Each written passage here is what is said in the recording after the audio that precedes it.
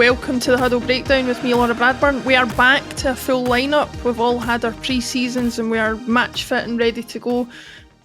Just the same as Celtic, maybe a little bit after the season started, but we've got all the signings in that we are going to get in at this point, I think. And who knows if I needed to be shipped out and replaced, but I've got another season in the books according to the guys anyway, so it's good to be back. Alan, it's been a while since we've been on together. I'm looking forward to hearing you pick apart the performances as you like to do. It's been a while since we've been able to do that. Yeah, no, absolutely. I think we've told the guy with the yellow coat to jog on home. There's no more business to be done here. Our squad is locked in for the season ahead. No more transfers. Yeah. Well, I appreciate it, even if I am the Marco Tellio of this particular podcast. Just hang about until we see exactly what the situation is. James, how are you? The Willow Flood. Yeah. Oh, please, man. I'm not that bad. Come on. Low blow.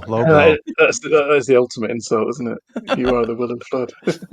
You know something? I actually found myself on a sunbed in Greece a number of years ago, Rhodes to be specific, next to a man who was the most brilliant shade of milky white, and when I turned round to see who it was indeed Willow Flood. So I have shared a poolside with Willow Flood.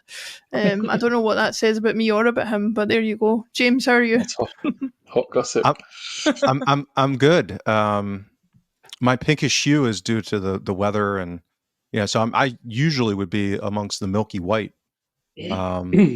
Between modest levels of heat stroke, having exercised this morning, that's why I'm pretending that I'm looking a little bit more colorful, but more of a red beet. I can feel myself getting more of a red beet as this show is going on, because as I sit here to record, the windows are closed to stop the outside noise getting in, but it is 26 degrees in this room at the moment, so and aircon is not a thing in the UK, is it, Alan? No, it's pretty sweaty in Sheffield, if I'm honest. So yeah, let's crack on. Let's crack on. Indeed, we were in action. Flowing. Exactly, we were in action this weekend away at Aberdeen. Some thought of it as a potentially tricky tie, whether that's just all of us getting up to high dough about the lack of transfer activity or not, but we managed to come out 2-0 victors in the end. James, I'll come to you first. What was your overall thoughts on what you saw at Pittodrie this weekend? That's my sophisticated analysis. Okay, but I wrote something in my weekly column kind of going back and looking at kind of recent history of 2-game performances and even opening 2-game performances, just because I was testing my own sense in the 2 games has kind of been like, okay, well, we're under control. We have the games under control largely. The kind of systemic issues that we regularly face domestically, where the transition opportunities the opponents do get, they typically squander. So there's, some concern about that. And then just, we have a manager complaining that we don't have enough, or he doesn't have enough attacking options in the final third. We need to upgrade quality there. So I was like, well, yeah, it kind of fits. We're not creating a lot of great chances. We've had some great finishes, which helps. It's the old outcome bias. So I think that the outcomes maybe clouded the level of performances. I mean, they were fine, but they were in that zone of, we always talk about the non-penalty XG difference of 1 or less. And they were both, depending on the data vendor, either within that or around it. So that's the magic number where we start to worry about variance and dropping points.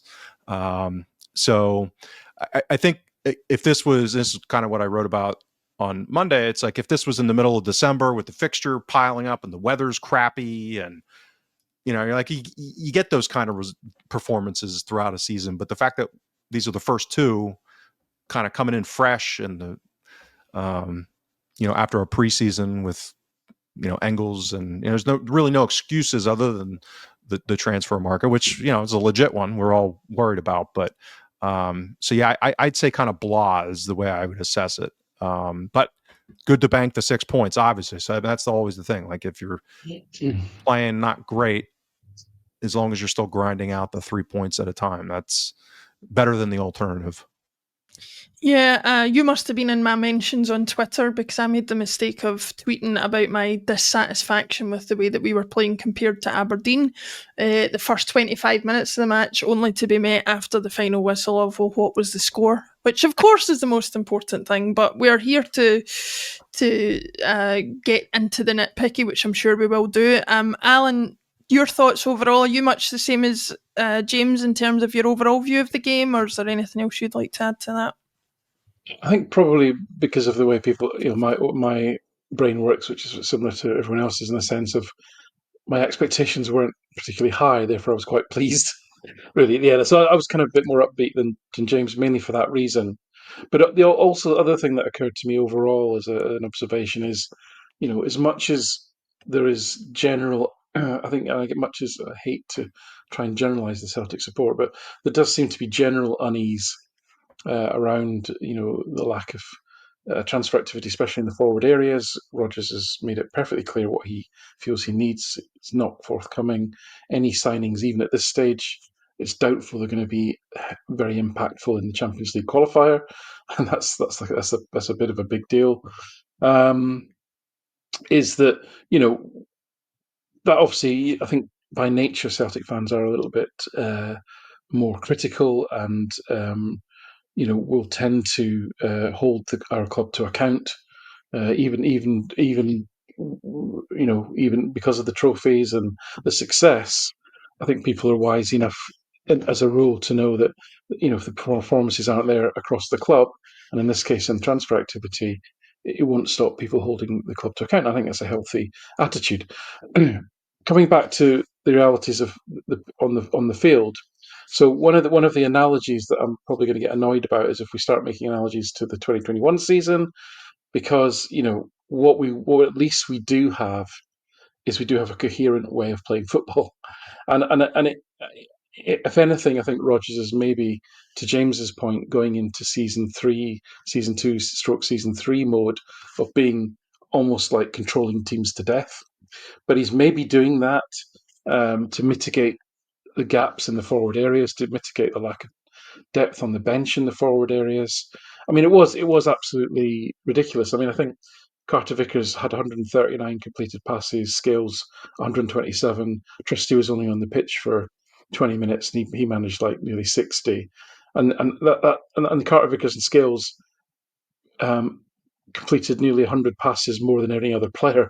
Yeah, it's just ridiculous. It was a ridiculous level of horseshoeness that was going on there. But Alan, I mean this in the nicest sense possible. Yeah. I am falling asleep listening to that because I remember watching it. It was a chore of the highest order. As entitled as that makes me sound, but anyway, carry on. That's going to get spliced together in a very different way, Laura. Thank you. So yeah, listen, I get all that, but I'm kind of, because of the other threats that we've talked about, resurgent Hearts, we don't know what the Rangers are really going to end up looking like, Hibs even, it is important that at least Celtic are at least competent, cohesive, and I think we are. We're lacking a lot. I'm not saying we're playing great football, that we're the best versions of ourselves. We're not, but at least we've got a structure and a cohesion there. That's why it won't be another 2021 season, right? So and that's not this is damning with faint praise, right? This is definitely not anything to kind of celebrate, really. I am looking for positives at this point, given the lack of forward options. But I think I think I'm trying to also, ground this a little bit in terms of not getting too ahead of ourselves in terms of panicking, what have you. And this performance exemplified the type of performance I think we might see from this team this year. It was perfectly competent. It was very controlled. They didn't look to be in any sort of sense of panic in any part of the game. My caveat is that Aberdeen in transition were dreadful, absolutely dreadful. They butchered so many chances and made their manager look really bad. And we'll get into all that. But my overall sense of it was this was a very calm, measured, competent, comfortable performance. And I think that's probably as good as we're going to get at the moment until we kind of get a bit more excitement into the front line, because the front line is so lacking. it is worrying for sure. But at least if we can keep grinding these results out. Yeah, and the last thing I'll say is just on the XG differential. I agree with James. Yes, and I'm not going to change my mind about yes, that's an important marker, but I think game state was hugely vital in this one particular fixture. You score midway through the first half, you're 1-0 up. Your opponent, who's bunkered in, is forced to come out, so you kind of try and coax them out, and you kind of tease them a little bit, and then you score midway through the second half. You've killed the game. There's no need to go. There was no need for Celtic to go chasing goals at any point in that game. So for me, I wasn't too worried about the XG differential on that basis. I was more worried about the chances that Aberdeen butchered, where they didn't even get anywhere near Celtic's box. And we'll get into that as we go through. Yeah, I mean, I think I commented on the way that the game was going in the first half and was very critical of the way in which we were kind of prioritising possession above all else, in my opinion. And to your point, Alan, the statistics to some degree back that up with the number of passes that Scales and Carter Vickers were making between themselves. Although you mentioned that the Aberdeen butchered their chances, I did enjoy that when they took possession of the ball, they were looking to get forward at all opportunities, I thought, especially in the first half. And that's something that I did comment on that I kind of miss from the Ange era, because I feel like that was the way we played it. The way I always think about it is the way you play FIFA on a PlayStation. The minute you get the ball, you're not looking to change the angle of attack and pass it across your back four. You're trying to get forward as quickly as possible. But James, you have written about the game in your column this week for the Huddle Breakdown, which obviously people can get at thehuddlebreakdown.com, as well as our other content. What were some of the more nitty gritty sort of things that you picked up from that game that, maybe might be said in opposition to some of the people who would say, well, we got out with the win anyway? Yeah, the horseshoe comment from Alan, I came away from watching the game having a flashback to probably, you throw out these kind of anecdotal qualitative opinions, but to me the most forgotten of the kind of post-Diala region era season is the 17-18 season. It was like the least relevant season, obviously the 10 in a row season was for a bad reason, a really bad reason, but it's memorable because of how horrible it was and the conditions around it. So the 17-18 season's kind of sandwiched in there, and I think for a good reason just doesn't go top of mind for a lot of people, but it had a lot of this kind of, as Alan was saying, like a lot of control, a lot of horseshoe of death. I think we scored like 73 goals that season I looked at, and finished with 82 points. And this was in a league where, the new Rangers financial resources were still a tier below. They weren't spending as crazy. Aberdeen were kind of the late stages of their upswing in talent. So that was that was not a great season overall domestically. It was kind of a grind. I mean, Scott Brown was the player of the year. Gives you some sense of, tells you everything you need to know. Yeah. And he had a great season. Was Sinclair like top scorer with 11 goals? Yeah, or something like that? Was it 10 in the league, I think, was for the league season. Yeah, so it was just kind of one of those grinded out seasons that was imminently forgettable, and that's kind of these two games echoed that to me, and that's kind of why I went into looking at some stuff to think like that's how it's feeling to me. Is it what's some of the data suggests? So I take Alan's point on game state. But because they squandered so much, so I think we still have a lot of questions about how these tactical tweaks that have been made relative to the new personnel are really going to work out. So that's like I think Alan and I have both been effusive in the signing of Nygren. We like his attacking profile. I don't really know how it's going to work in transition and defensively. Like we've kind of taken it at just assuming it's going to be okay because he's a relatively good athlete. But, is that a good mix? I don't know. Like if we're sticking with this 4-3-3 and kind of 3-2-5 or however we're kind of setting up in transition in possession, when we lose the ball, which again, that was probably the biggest criticism from the game in possession, is we were kind of sloppy on the ball. Hatate, he masked over that because of the wonder goal. And Scales is left holding the bag as far as the brutal passer of the day, maybe sentiment wise. But there was a number of guys that were creating those transition opportunities for Aberdeen. Very sloppy passing. I don't think Aberdeen was doing anything particularly innovative, and it sure as heck wasn't because their two holding midfielders were dynamic and in their athleticism. So they did enjoy sticking the boot in, though. Oh, they kick the living hell out of people, and again, fair enough. That is a strategy. So yeah, I'm not sure about how this game plan's working out. How Maeda is interacting with Tierney and this horseshoe of death. I kept watching the screen and seeing the four. It wasn't even inverted that much with AJ on the right. It was a lot of fullbacks at the touchline and the midfield guys dropping in and then strikers dropping in. And I'm sitting there going, oh my God, here we go again. So that's, I'm still not sure how it's all going to work. And this is why, the whole narrative that Aberdeen's a tough opponent and going to Pittodrie is a tough place to play, it just hasn't been supported in this post-Dialect era. I mean, it's just not true.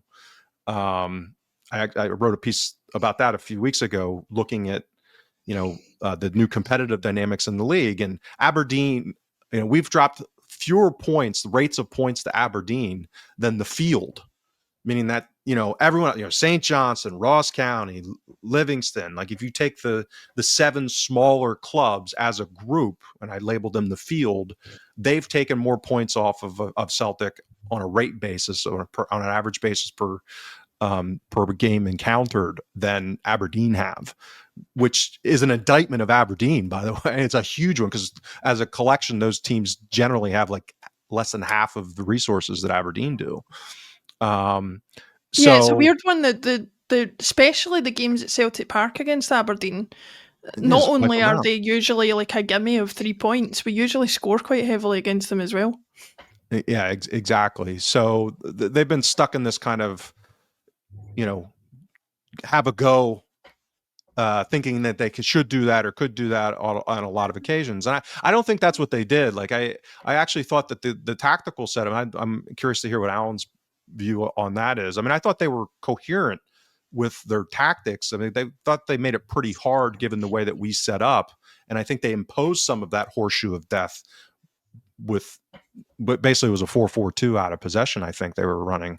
I'm not sure about their selections in who they had in the midfield, but we weren't creating chances willy-nilly right and left. We weren't carving them open. I mean, it was basically a lot of wide overloads, and that's the attacking wasn't all that dynamic. And thank God we have Kieran Tierney, who's super duper awesome. I mean, that's basically what and with this crash boxing, signing that we have Negrin, who's we thought was going to be good at doing this, and it looks like he's going to be doing. I love him already. I know he's not hit your sample size yet, Alan, but I love the guy. I just love him. Yeah, I mean, as I pointed out on the Celtic Way article last week, he didn't get, apart from right at the end of the first half against St Mirren, he didn't get the ball in the box. But you could see there was numerous occasions when Celtic were wide, and he was either just behind Ida, or even up with him as almost a second striker. So I think if he continues to make the runs, you're eventually going to get the ball, and that was a great move. I mean, Tierney, you cannot overemphasize. We talk about this all the time, but you can't overemphasize the English Premier League is insane. These players are super athletes, strong, fast, all that, and they're good footballers. And Tierney is in that mould. Tierney is an English Premier League footballer, and there were times in that game and a couple of moments against St Mirren where it looked like he was an adult playing against kids. I mean, he was just a quick turn and just blast. Yeah, absolutely.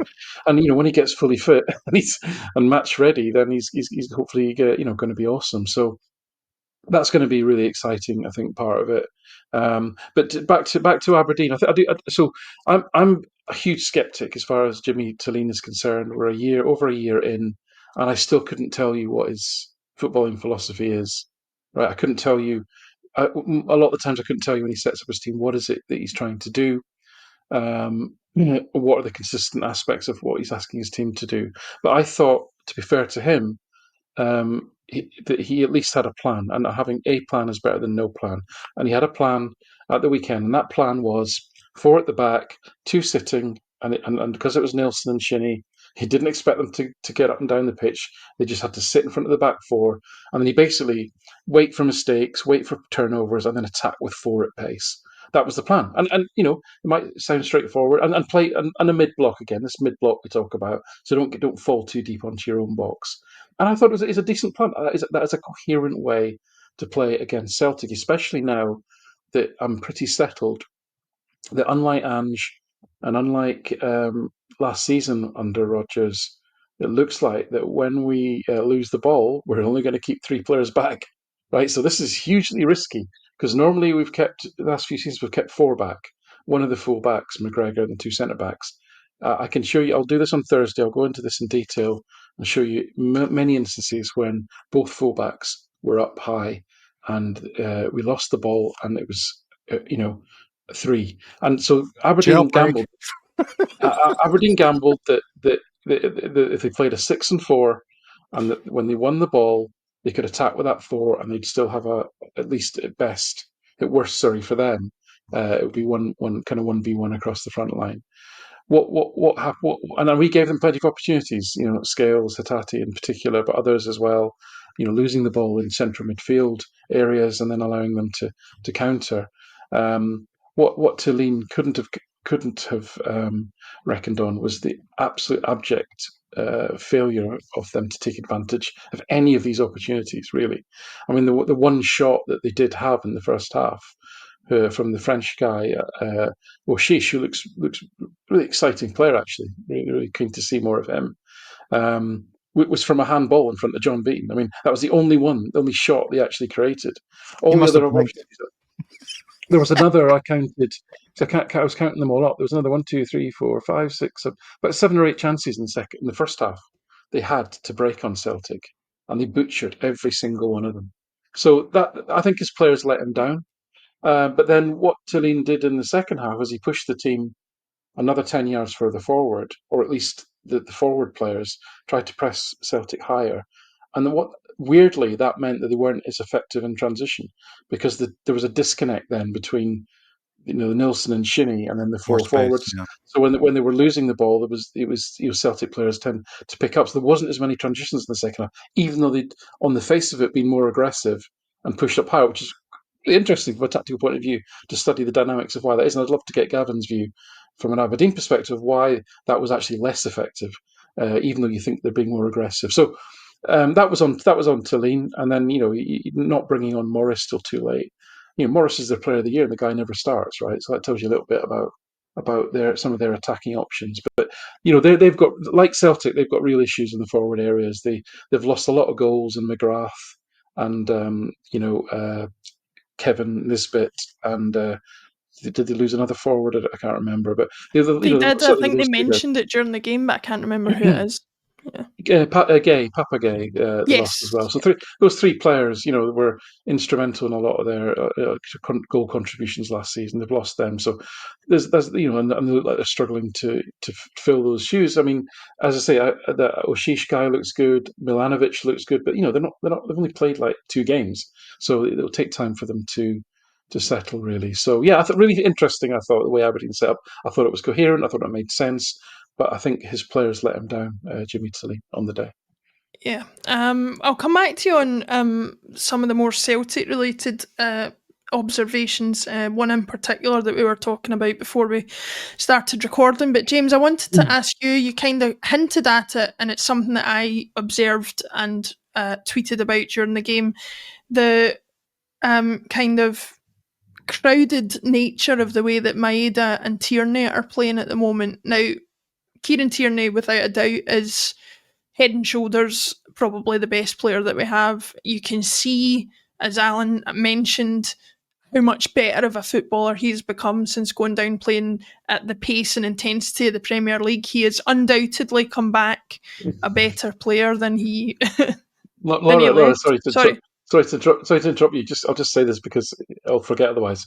Mm-hmm. Thomas Gronenmark has been to see Kieran Tierney. Do you see how far he's throwing the ball? Yes. Yes. And he's got to be Amazing. throwing it 15 metres than he's ever thrown it before. Sorry, just interject, but that's another. Do you know another what? Did he coach Arsenal last season or any time I while can't. Tierney was I there? can't remember. Can you remember, James? Have you mentioned Arsenal? I don't remember. but I No thought the Liverpool, exact but same thing. He yeah.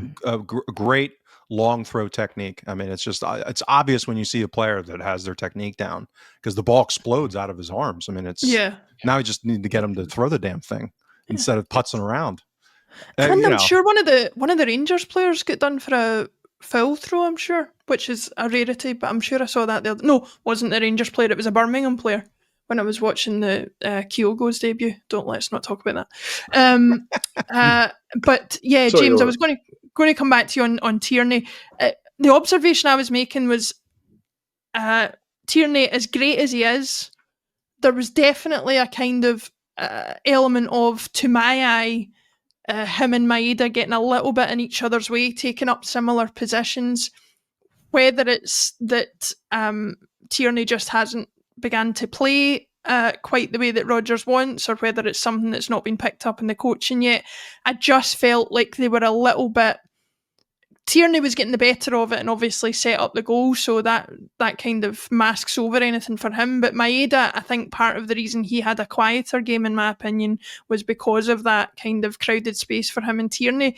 Is that something you've observed, and what do you make of it, and where the future lies, assuming, of course, Dyson Maeda stays, which isn't guaranteed?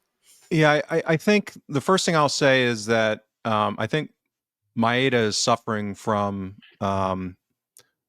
things that Alan and I kind of predicted is likely to happen going forward after that, huge purple patch, which was months long last season, where he was dramatically overperforming kind of underlying statistics. So he was kind of finishing at an unsustainable rate, and he's not really what I would consider a traditionally creative player, but he does create chances because of his physicality and his smart.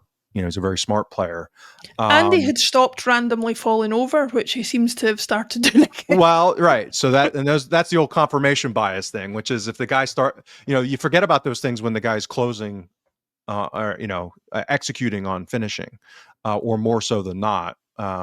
Those things kind of float away into the ether. Whereas if he misses a few chances, all of a sudden you start feeling that more. So I think it's a combination of that residual from last season because he was so on fire, and now he's cooled off, and that happened late in the season too. So I think there's reasonable questions about how much he was flogged last season, and he could have been tired by the end. Who knows about whether he's looking to move on. Again, we've talked about that repeatedly as a risk heading into this summer. It's kind of a natural time that he would want to move on in his career and maybe being able to secure his family financially for the rest of his life kind of thing. And he's at that age where he would do that. I mean, this is probably going to be his last big contract. So it would make sense that he'd want to do that in a Big Five league to really monetize it. So there's all of that. And then this tactical switch where we're not having an inverted left fullback anymore, and the ripple effects that might have as far as what his positioning is or should be. He's going to have 3 seasons of muscle memory to kind of recalibrate dynamically while he's interplaying with both Tierney and Hatate. So you've got 3 people now that are all kind of maybe doing different things than they had been in recent history, trying to kind of work it out. So it looks like a work in progress to me, and then, which is understandable. And then a guy who's kind of the normal Maeda that we've seen over the full duration of his tenure at Celtic, where, he's kind of choppy with his finishing. He's not the best finisher.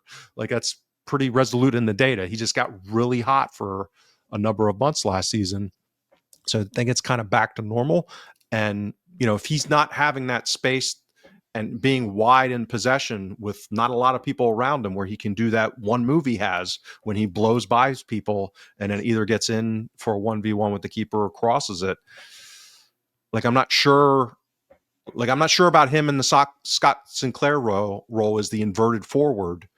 in that half space, because then I don't know, like I need to see more of that, because it hasn't really been his role. And, with the deficits that we kind of have with Ida being at the striker position, this is where we have these different shaped pieces that we're trying to fit together in this different puzzle now. And I'm not seeing it yet. I'm not saying it's not going to happen. It's just I have questions about how it fits in with all these other things that are also kind of in flux. Yeah, I think it's going to be a difficult thing to come to a conclusion on how it works out. Even more so if, as you say, Maeda potentially moves on and we've got to settle somebody new in. As we speak, we are recording this on Tuesday night, and I think, based on what I've read and seen, the deadline for Champions League registration is this coming Thursday. And the likelihood of getting anybody in before that is slim to none, unless we get a random surprise announcement, which I highly doubt. Alan, I wanted to ask you, obviously, if you've got anything to add to what James said there, feel free to do so, but I also wanted to ask you about your comments on game state. The thing that concerns me about the way that we were playing against Aberdeen, and again, this might change depending on signings and things, is, I don't know what the XG was of Rio Hatate's goal, but given that he was kind of able to produce that almost out of nowhere in comparison to the rest of his performance and some of the rest of the team's performance, my concern is a little bit that we're going to have to rely on those moments of magic until we get a stronger squad or until we change our style of play. I don't know. Is that me being overly emotional about the situation, or is that a concern for you as well? Well, it definitely is. I mean, there is no doubt that the effectiveness of the front line is diminished compared to last season. We've lost Kyogo, we've lost Kun. We built a way of playing designed specifically for Europe at the beginning of last season with Maeda, Kyogo, Kun. I mean, it's just like fantastically fast counter-attacking, forward line, and there's only one of those guys left, and maybe he's not going to be here very long, and knows it, and I don't know, but so yeah, that's absolutely a concern. I think just to build on what you two were talking about there, completely agree, is that, and I would actually expand it. It was obvious to me that the connections and relationships on both sides of the pitch were at a very early stage of kind of maturity, let's call it. We got used to Johnson and Kuhn on the right having an almost telepathic understanding of who's going to overlap or underlap, and when the ball would go and when the ball wouldn't, and you'd actually cut inside. They were brilliant at making those decisions. And now we're throwing Nygren into the mix, and I didn't even mention Engels, because Engels just, well, it's not his game to play these complex connections. That's part of the problem with why Engels doesn't fit into the style of play, is because really we want him to form a sort of triangular relationship with the right winger and the right fullback, and build up and create these little overloads and overlaps and underlaps and so forth on the right hand side. And there's no evidence that he's got the skill set to do that. Nygren has, and Forrest. So we had three really smart players, but they're just not quite on the same wavelength yet. Sometimes it worked, sometimes it didn't. That's a work in progress, and it's the same on the left. I wouldn't even include Hatate, because Hatate doesn't really get involved in that sort of stuff. Again, jazz, orchestra, he's off doing his own little thing, looking for these little through balls. It's going to be mainly Tierney and Maeda on that side that's going to be where the connections are. And like you say, there were sometimes, there was at one point where there were all three of them in a line. It's just like, that's not going to achieve anything. That's going to be giving no depth, no width, no variety of options for anyone passing the ball out to the left-hand side. The goal, Maeda moved inside, Tierney went outside, cross scored. That was brilliant. Maeda made space for Tierney's run. So there were glimpses there that it can work. And I'm sure it can work because these are smart players. So, but the point being that in addition to the deficit because of key players that we've lost, we're rewiring neural connections on both sides of the pitch. And hence, again, why it can look a little bit horseshoey is because, the space, people are not taking each other's space or not anticipating the space or not moving wide when the other person's come in. Those patterns are not yet ingrained in the personnel that we've got. So I think that will improve is what I would say. But obviously, the forward line issues. I mean, Ida looks not just, he just looks short of confidence as much as anything now. On top of the doubts that we've got about his suitability for this role that we're asking him, that Rodgers is asking him to play. Maeda, as See, we know, come in on that, Alan. yeah. The Ida thing. I was really, really frustrated watching the Birmingham game on Friday night because it's the first time in a long time I've seen a team unapologetically play two strikers. Now, I'm not saying that we should completely change our shape to suit Adam Ida and to help him out, but my view on it is he's being asked to do far too much, or the system is forcing him to do far too much, that when in actual fact, if he just had a partner up front and he was able to focus on staying in a very small area on the pitch and being available for the chances that would inevitably be created for him, that might be more suited to his game. I don't see it happening, but that's just what I observed from watching a team with two strikers up front. How novel an idea. Yeah, I don't know. It depends on the role you ask Ida to play. I mean, he's been asked to be that all-round, all-action striker, like Moussa Dembele was, but he just doesn't have Dembele's touch, technique, awareness, game intelligence. Unfortunately, and I do fear for him. I think he's becoming Rodgers' albatross. He is the player that Rodgers went out on a limb to get him, and a year on, I don't see any development. I don't see any improvement. And Rodgers' big, strength is supposed to be developing young players. He went out on a limb to get Ida because he thought he had such a high potential. I'm not seeing that. I'm not seeing that improvement, sadly. My answer to people going, "Oh, well, we should play two up front," is always, my stock answer to that is, well, we're currently playing three forwards, so now you want us to play just two, right? So I'd rather play three up forwards, to be honest, than two. And especially in the crowded central areas. But I'm not sure that's the answer. But so we are going to struggle. I mean, Forrest, I thought again, great. We to James's point last week, we flogged him to death for 80 minutes, which again shows you Yang didn't even get on. So it just shows you. And Negrin was moved to right wing, which I think is actually smart. I was okay with that. Better than McCowan going out there. Yeah, well, I did wonder if that was the other thing I was I thinking. wondered if McCowan would get sent out there. Yeah, I wondered if McCowan would get sent out there. I'm not sure Negrin is going to be as effective on the right wing as he is as a number 8, to be honest. But there's no way we can rely on Forrest. So we desperately need forward improvements. That's self-evident. Times as well. And just before I'm going to come to James to look ahead to the Falkirk game on Friday night, but before I do, just to round out the conversation about the weekend, Alan, before we started recording, I came on and was my usual. I treat Alan and James, for anybody who doesn't know, as my Celtic therapists. So I come on and I moan about everything that's annoyed me about the game or about the way Celtic are operating, and then they try and calm me down. One of them was Liam Scales, to my perception, extremely poor passing during the game, and how frustrated I was with, again, my perception of how often he was losing possession. But you had a really good explanation for why I and some other people might perceive it to be that way, even though the statistics you quoted earlier on are so much in the opposite direction. So if you wouldn't mind explaining that for those of us who are of a little bit more volatile position on Liam Scales.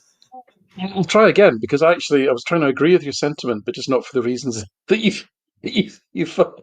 The point being, right? That's often my problem.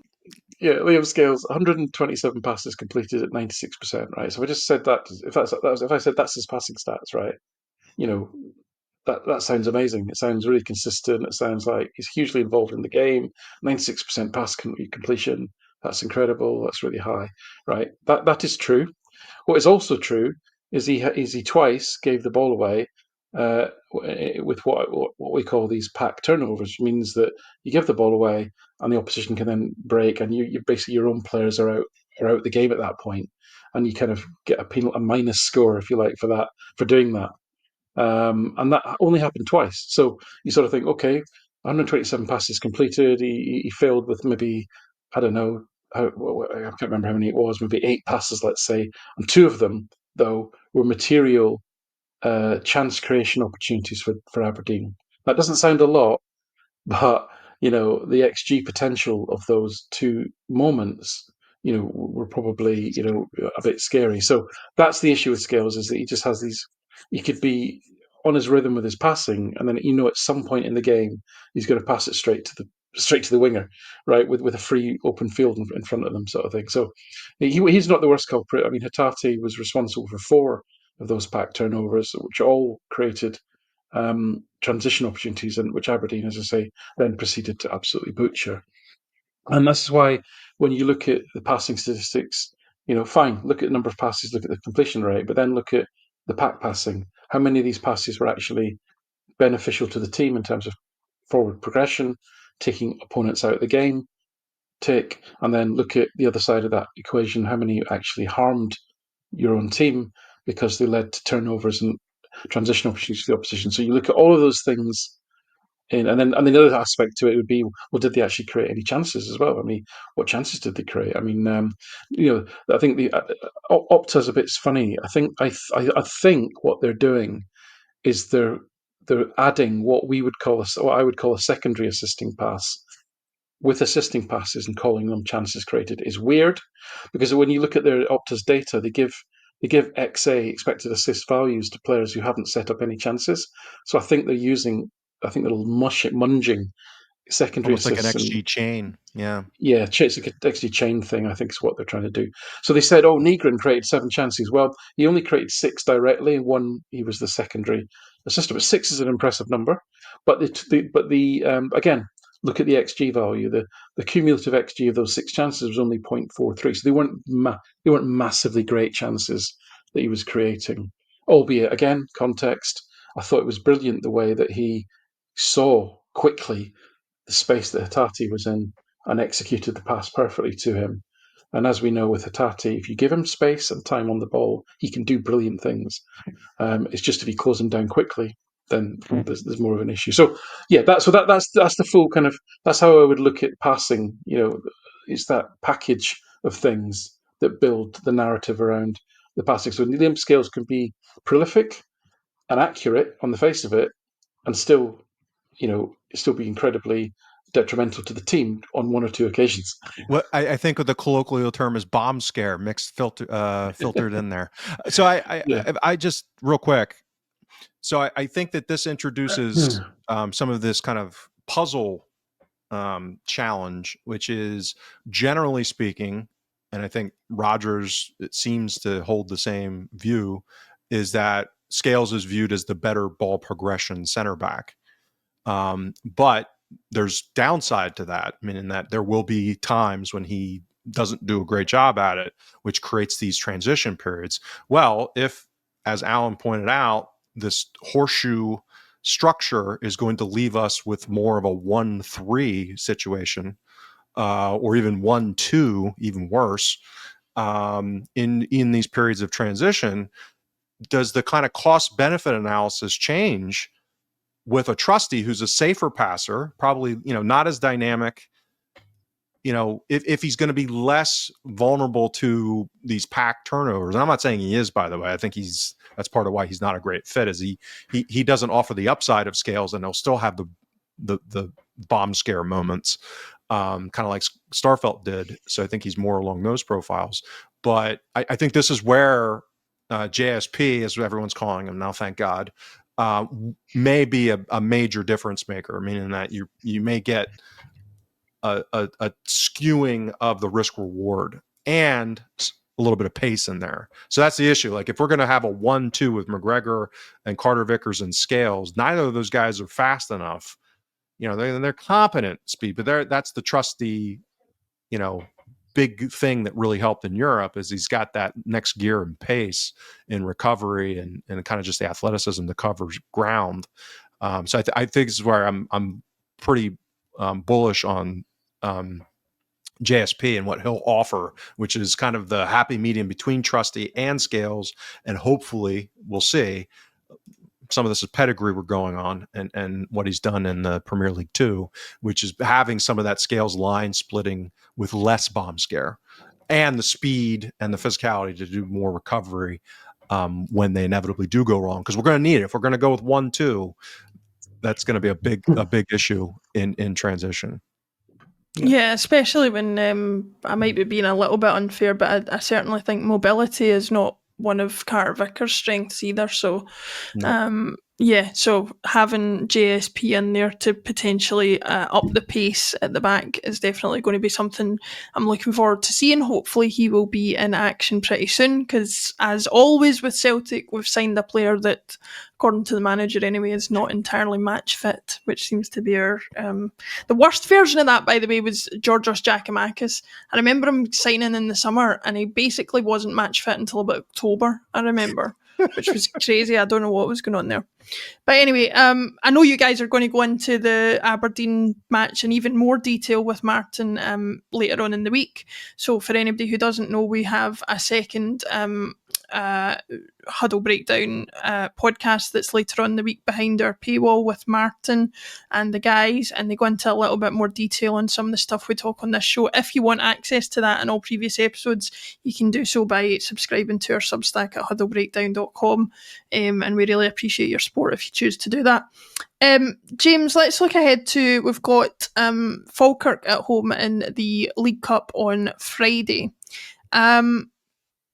I guess the first place to start would be, given that we've got the Champions League qualifier coming up, I think on the 20th of August, are you expecting there to be any significant changes to the lineup? Or given that we're so early in the season, is it a case of keep building that match fitness? Where do you think the manager's going to come down on that?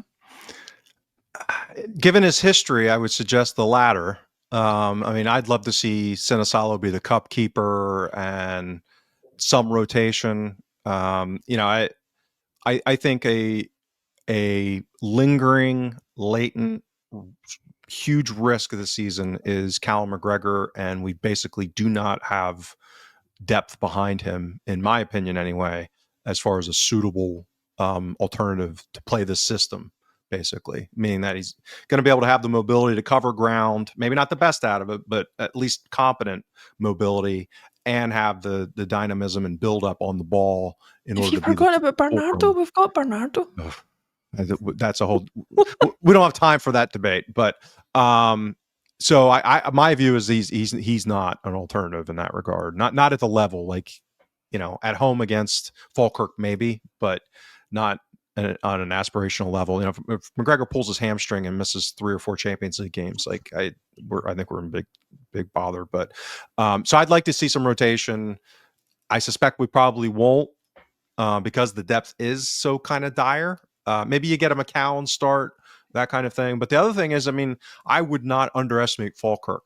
Not only because Alan's a secret fan and he's rooting for them secretly over Celtic because of his lineage, but more so, I mean, they're just very well coached. They've been running this same system for several seasons now, so they haven't had a huge amount of turnover in personnel with their promotion. I don't think they need to. Like they're playing, of a relatively modern, progressive style of play, and they do a pretty good job at it. And we all remember, was it last season that we played them in the cup, and it was like 60 minutes of this was not pleasant. So there is a delicate line there. I still think, given the situation of where the support's at and what's going on with the window and the manager, I suspect Rodgers wouldn't want the risk of laying an egg early in, even if it's the League Cup. So I suspect he'll go full strength. And I really, the one that should happen is Sinisalo. Like we need, again, because we need to hedge that risk a little bit too, because of Schmeichel's age and that type of thing. But and just progressing a young keeper's career. But I'll be pleasantly surprised if that happens. I mean, Schmeichel's distribution has my heart in my mouth as it is, but that's a whole other discussion for another day, which I'm sure we'll get into at some point in the season. Alan, James raises a very good point that Falkirk really gave us a game last season. I think I said at the time, because I was at that game, that they basically worked as hard as they could for 60 minutes and then sort of fell apart. I think we ended up winning the game 5 or 6-2, but the signs were there that they're a good team. They performed really, really strongly in the championship last season. They were a team that, if ever their highlights were on or a rare game was aired on TV, I certainly tuned in and watched it. They have, however, and they got a great first result against Dundee United this season, coming up and drawing 2 each. They have just come off the back of a pretty heavy defeat to Livingston, which I think will have surprised some people, though. So where are you sitting in terms of James's view that they could potentially give us a game on Friday night? Yeah, I mean, just to put that into context, I mean, they didn't. I mean, Falkirk won the league. I mean, they should have won the first championship by a long distance, and they kind of stuttered a bit at the end. And Livingston, they only really clinched it on the last day. Livingston kind of ran them close, but they didn't score a single goal against Livingston last season. So, they're a real bogey team for whatever reason. Martindale seems to be pretty effective at nullifying their kind of style of play, really. The Dundee United draw was a good game of football.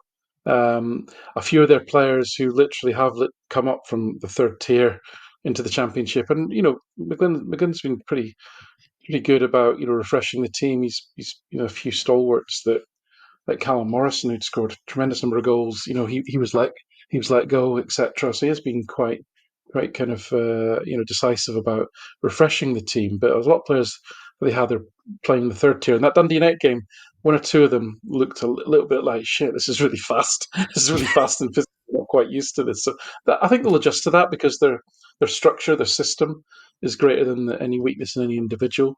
And the other strength they've got is that they can pretty much plug in any one of 2 players into any of the positions, and they just kind of carry on playing the way that they're playing. It doesn't make a huge amount of difference. The one exception to that is their kind of Callum McGregor, who's a guy called Brad Spencer. Yeah, he's a good player. He's kind of irreplaceable to them in the same way that McGregor is for Celtic. Celtic should have too much for them. I think last season when they were kind of going for the championship, they put a strong team out at Celtic Park in the League Cup, but when it came to the Scottish Cup and the other trophy is that they're in the lower divisions, he kind of put in heavily rotated teams in those competitions. He kind of took a pragmatic view of those cups and to make sure that he had the strongest team out for the league. I don't think they'll do that this time. And they've had a full range of 4 League Cup group matches. So this is their 6th game of the season. So they might rotate a little bit, maybe. But I'm with James. I don't think we'll see any rotations. I think Celtic still look a little bit undercooked to me. We talked about the connections and the relationships on the field being, especially in the attacking areas, not being really quite on point yet. I mean, ideally, there's no reason why Schmeichel, Tierney, Johnson, Carter, Vickers, McGregor should be playing. Forrest, those 6. There's no reason that none of those players should really be playing in this game, to my mind. You want to keep Nygren ticking over. You want to probably keep Maeda ticking over as well. You probably want to give Yamada a run at striker. You'd probably want to give I don't know if the new guy is going to be fit, but you might want to sort of bring Trusty in for a game, for example. So I think there's plenty of potential, but it's only the 3rd game of the season, and we've actually got 5 days before the Champions League qualifier. So I think we're almost at the point where we actually need to get minutes into the players. As much as we might think, we can see, the likes of Tierney, Johnston especially, I just dread to think if we don't strengthen the front line, these guys are effectively our best wingers. They're just going to get flogged to death. Carter Vickers, we know how sensitive we are to injury with him. McGregor, for God's sake. I'd love to rotate out all of those players, really, but I don't think we'll see it. I do hope that we say to Sinasola, right, this season, in the League Cup and the Scottish Cup, you are our cup goalkeeper, and that's a decision that's made, and that's his job to do that. I do hope we do that and give the guy some high-profile games to really sort of start his Celtic career, because I think he's got the ability, and I think we need to start. Other than that, I suspect there won't be many changes. We just don't have the depth, especially in the forward areas, unfortunately. And we've got to mitigate that by having Tierney, Johnson bombing down the wings. Otherwise, we're never going to create anything. Yeah, it'll be interesting to see. I, of course, will be at the game in my brand new shiny seat, I have to say. Having been at the St Mirren game, the people round about me are very, very nice. And yeah, I think I've made some new friends. Unless they, of course, recognise me from the podcast, in which case I'll be ousted quick smart. Don't expect any matchday vlogs, by the way, on thehuddlebreakdown.com. However, if you are open to food reviews from the burger vans outside, I could be persuaded. We shall see. I'll speak to the guys about that. I'll pitch them that one and see how we go on. James, Alan, it's been great to be back. The three of us, that's the sign of things to come for the rest of the season. Thanks everybody for listening and watching. Please don't forget to subscribe wherever you get the podcast, whether it's on YouTube, on Substack, or on your podcast app. James and Alan, you'll be back later in the week, and we will see you all again next week.